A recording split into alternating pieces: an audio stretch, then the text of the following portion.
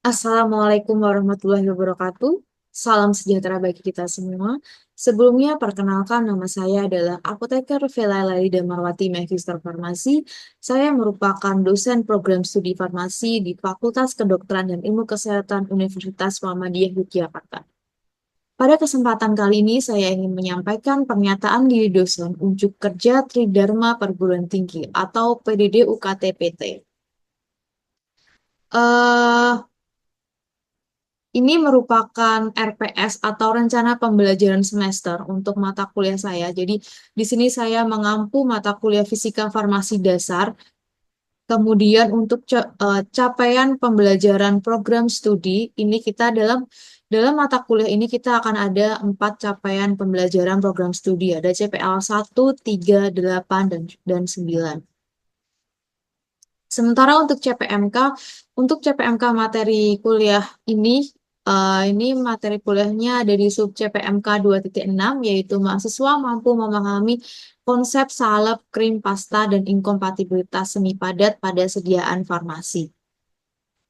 Selanjutnya untuk deskripsi mata kuliah ini, jadi mata kuliah ini membahas terkait dengan konsep dasar, karakteristik, formulasi, metode pembuatan, evaluasi, serta aplikasi sediaan semi-solid seperti krim, salep, dan pasta dalam bidang farmasi.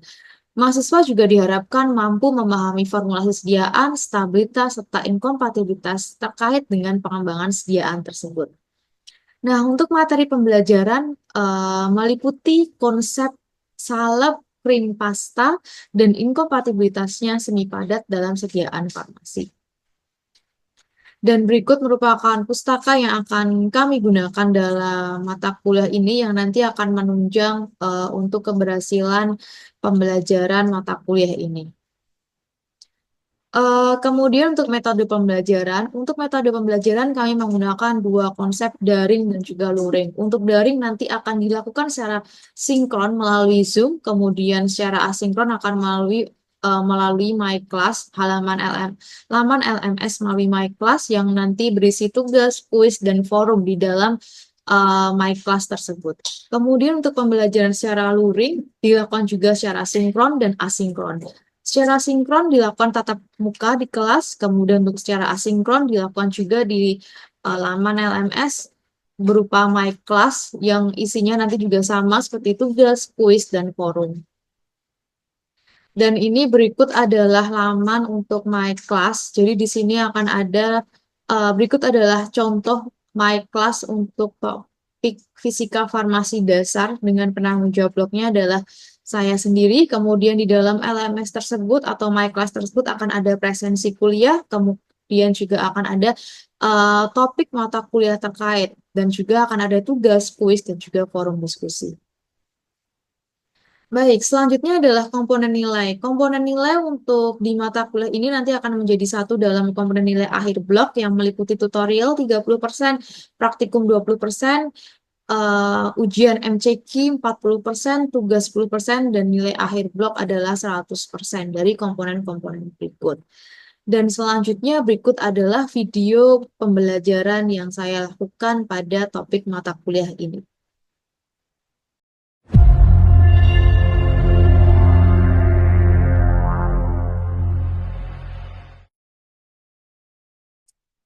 Assalamualaikum warahmatullahi wabarakatuh. Waalaikumsalam warahmatullahi Waalaikumsalam wabarakatuh. warahmatullahi wabarakatuh. Waalaikumsalam warahmatullahi wabarakatuh. Baik, selamat pagi semuanya. Sehat semuanya? Pagi Sehat, Ibu. sehat. Baik. Sehat, Alhamdulillah. sehat, Bu. Salam sehat. Hari ini kita akan melanjutkan perkuliahan ya. Topik perkuliahan hari ini adalah krim, salep, dan pasta. Tapi sebelum kita memulai untuk perkuliahan pada pagi hari ini, kita buka dulu dengan membaca doa terlebih dahulu bersama-sama. Berdoa dimulai.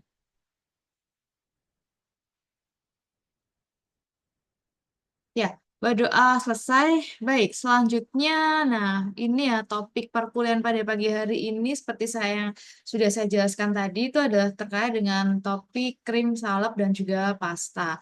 Ini sambil saya share screen ya. Nah, teman-teman, apa namanya, sudah terbiasa belum? Kayaknya sudah familiar dengan topik krim, salep, pasta ya. Ada yang sudah pernah mendengar? Sudah Ibu. Oke, nah oke. Sekarang ini ya, topik krim salep dan pasta. Coba lihat ini ada gambar. Di gambar nih, ada yang bisa menjelaskan ini gambar ini mana yang krim, mana yang salep, mana yang pasta. Ya, Rianti coba. Gimana Rianti? Baik, Ibu izin untuk menjawab. Sebelumnya suara saya terdengar nggak ya, Bu? Ya, aku dengar. Baik. Untuk yang krim itu ada di gambar sebelah kiri yang atas. Kemudian untuk salep itu ada di gambar sebelah kiri yang bawah. Kemudian untuk pasta itu ada di gambar sebelah kanan. Seperti itu, Ibu. Oke, benar ya. Jadi yang krim itu adalah yang di bagian gambar atas ini, kemudian nanti ada pasta. Ini kelihatan pasta kan ada sikat giginya ya, jadi gampang ditebak gitu sebenarnya. Baik, sekarang Iya. kita lanjut ya ke perbedaan dari masing-masing sediaan. Nah, kita akan bahas terlebih dahulu terkait dengan salep. Salep itu kita sangat familiar ya mendengar kata salep dan kita kayaknya sering banget menggunakan salep. Salep sendiri itu adalah sediaan setengah padat yang mudah dioleskan dan biasanya digunakan sebagai obat luar gitu salep. Dan bahan obatnya itu biasanya larut atau terdispersi homogen dalam dasar atau basis salep yang cocok. Jadi kalau salep itu biasanya ada basisnya dan basisnya biasanya adalah basis lemak kalau salep itu. Nah, selanjutnya adalah kita lanjut ke penggolongan. Jadi salep itu ternyata digolongkan menjadi 3 golongan secara garis besar. Yang pertama dari segi konsistensinya, kemudian yang kedua dari segi dasar salepnya atau basis salep, dan yang ketiga itu dari segi sifat farmakologi dan juga penetrasinya. Nah, nanti kita akan bahas satu persatu ya terkait dengan golongan salep ini. Nah, ini adalah berdasarkan konsistensinya. Dari konsistensinya itu nanti dibedakan menjadi 5 ya. Yang pertama adalah unguenta. Unguenta ini merupakan salep yang mempunyai konsistensi seperti mentega. Jadi bentuknya itu dia padat gitu. Dan dia tidak mencair pada suhu biasa, tapi nanti dia mudah dioleskan itu tanpa tenaga itu. Jadi kalau unguenta itu dia basisnya tuh agak padat gitu. Kemudian yang kedua itu adalah krim. Krim ini adalah jenis salep yang banyak mengandung air. Jadi kalau dilihat dari konsistensinya, krim ini dia lebih viskositasnya itu lebih kecil dibandingkan dengan yang salep gitu atau yang tadi yang unguenta ya, yang unguenta gitu. Dan kalau unguenta itu susah dicuci, kalau yang krim itu nanti sangat mudah untuk dicuci. Kemudian yang ketiga ada pasta. Pasta. Nah, pasta ini dia mengandung padatan lebih dari 50% zat padat. Jadi dia bentuknya akan lebih tebal, lebih padat gitu. Terus kemudian ada juga serata. Serata ini hampir sama ya dengan unguenta sebenarnya. Cuman bedanya kalau serata ini nanti dia bentuknya adalah salep berlemak. Jadi dia mengandung lilin dengan presentasi yang cukup tinggi. Gitu. Titik leburnya dia juga tinggi gitu. Kemudian gel.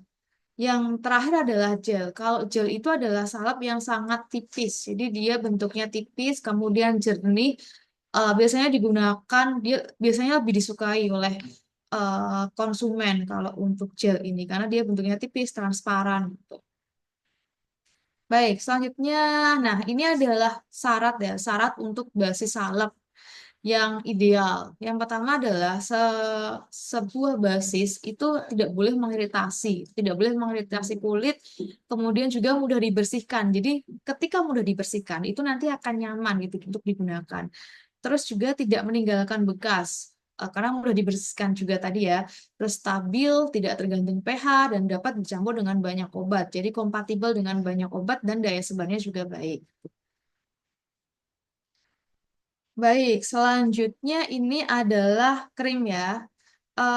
Untuk krim, tadi ya, kalau krim itu dia sama-sama bentuk sediaan setengah padat, tapi dia berupa emulsi, emulsi yang setengah padat, semi solid, yang mengandung satu atau lebih bahan obat yang terlarut atau terdispersi dalam bahan dasar yang sesuai. Gitu. Biasanya mengandung air tidak kurang dari 60%. Jadi kandungan airnya itu lebih tinggi dibandingkan dengan yang sediaan yang salep tadi. Gitu.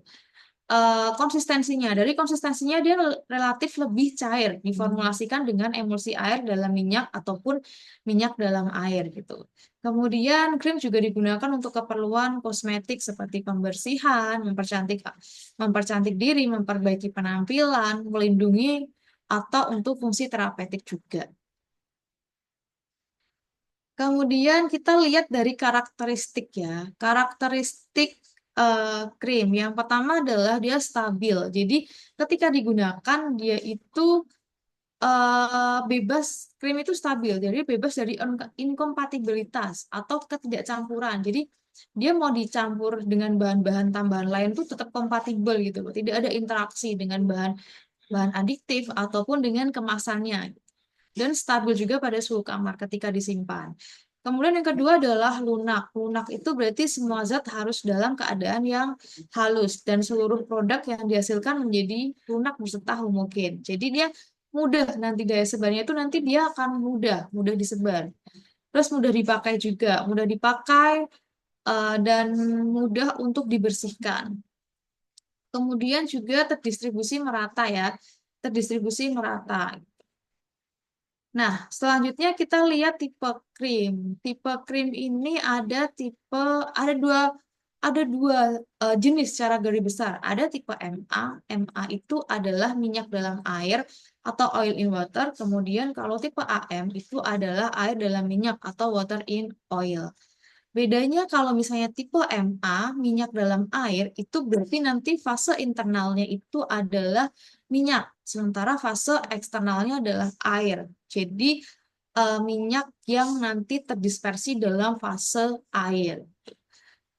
Sebaliknya, kalau misalnya tipe AM berarti nanti fase internalnya itu adalah air, kemudian fase eksternalnya itu adalah minyak. Jadi nanti fase air itu akan terdispersi dalam medium minyak gitu.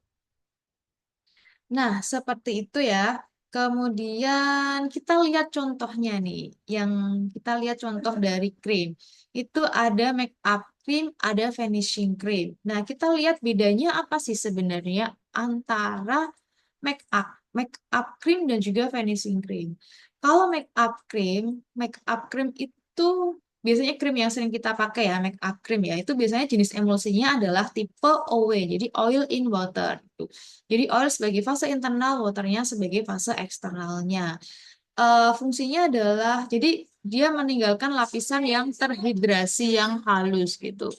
Kemudian dia tahan keringat dan menciptakan efek kilau.